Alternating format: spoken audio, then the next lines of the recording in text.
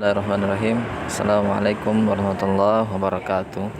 Alhamdulillahirrabbilalamin. Wa bihi nasta'in ala umurid dunya waddin. Wassalatu wassalamu ala asyrafil anbiya wal mursalin Sayyidina wa maulana Muhammadin wa ala alihi wa sahbihi ajma'in.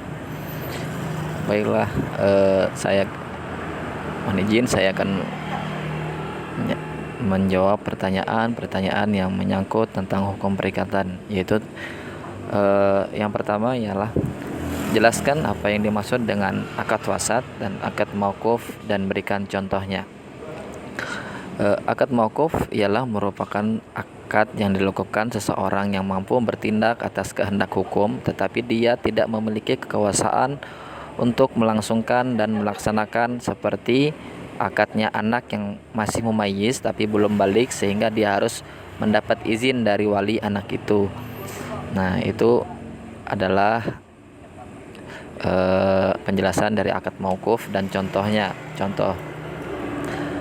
Kemudian ada akad fasid, ialah menurut para ulama fikih, mereka berpendapat akad fasid adalah akad yang pada prinsipnya tidak bertentangan dengan syarat, namun terdapat sifat-sifat tertentu yang dilarang oleh syara yang dapat menyebabkan cacatnya irodah, seperti adanya unsur tipuan atau paksaan.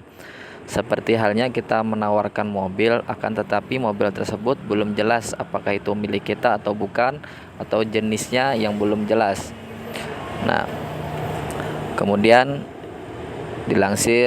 jawaban tersebut dilansir dari buku Hasbi As-Siddiq, penerbit Hasbi As-Siddiqi, pengantar fikih muamalah, Jakarta, PT Bulan Bintang, halaman 27 sampai dengan 28, tahun diterbitkannya 1989. Kemudian apa perbedaan dan persamaan antara PMH dengan wan prestasi?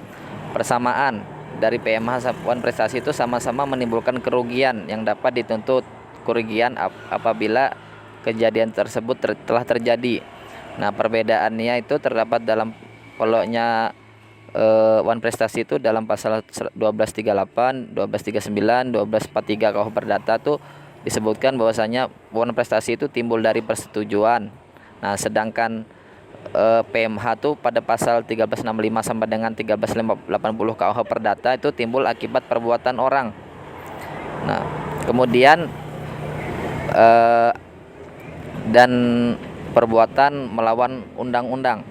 Kemudian perbedaannya lagi, kalau wan prestasi itu adanya perjanjian. Kemudian ada pihak yang melanggar atau tidak melaksanakan isi perjanjian yang telah disepakati. Sudah dinyatakan lalai tapi tetap tidak mau melaksanakan isi perjanjian. Nah, itu salah satu ciri dari wan prestasi. Kemudian kalau PMH itu adanya suatu perbuatan tersebut melawan hukum, adanya kesalahan pihak pelaku, adanya kerugian bagi korban, adanya hubungan kuasa antara perbuatan dan kerugian. Dilansir dari buku Ikatan Hakim Indonesia, Varia Peradilan, Majalah Hukum, tahun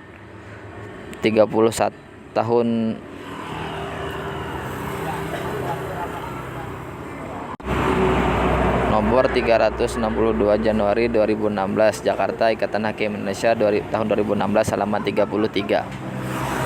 Kemudian kita lanjut ke pertanyaan yang kedua, yaitu bagaimana ketentuan extinctive verjaring. Nah, extinctive ialah bebas, kemudian verjaring itu daluarsa. Daluarsa membebaskan adalah seseorang dapat dibebaskan dari suatu penagihan atau tuntutan hukum oleh karena lewatnya waktu. Jadi ketika kita telah melalui masa lampau dalam suatu perikatan, maka kita itu dapat membebaskan perikatan kita. Akan tetapi ketentuannya yang diatur oleh undang-undang ditetapkan dengan lewatnya waktu 30 tahun setiap orang dibebaskan dari semua penagihan dan tuntutan hukum. Hal ini berarti apabila seorang digugat untuk membayar suatu hutang yang lebih dari 30 tahun lamanya, maka seseorang dapat gugatan itu.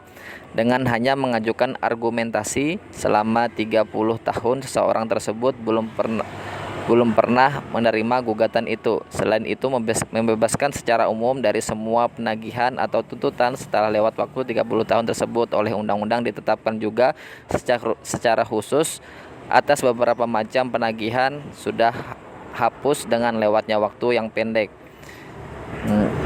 Jadi itu extended fair jaring ini termasuk upaya bagaimana caranya kita membebaskan dari suatu perikatan, termasuk ya lebih ke hutang ketika kita telah jatuh tempo.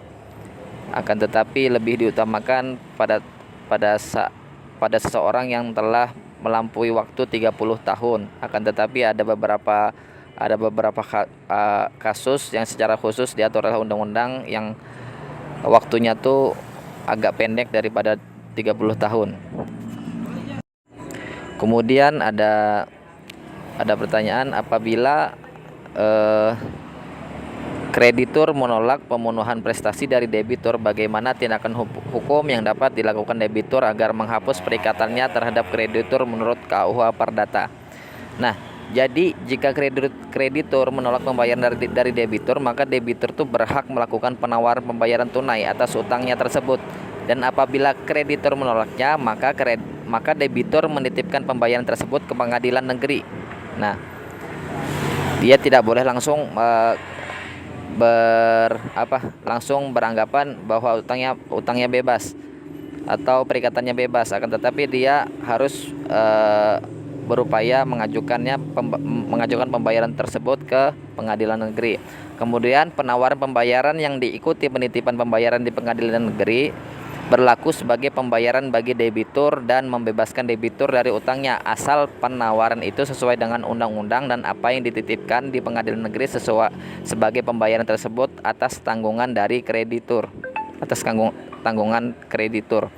Langsir jawaban tersebut dari buku karya Ahmadi Miro dan Saktapati, buku Hukum Perikatan, penjelasan makna pasal 1233 sampai 1456 BW, Depok Raja Wali, tahun 2021, halaman 127.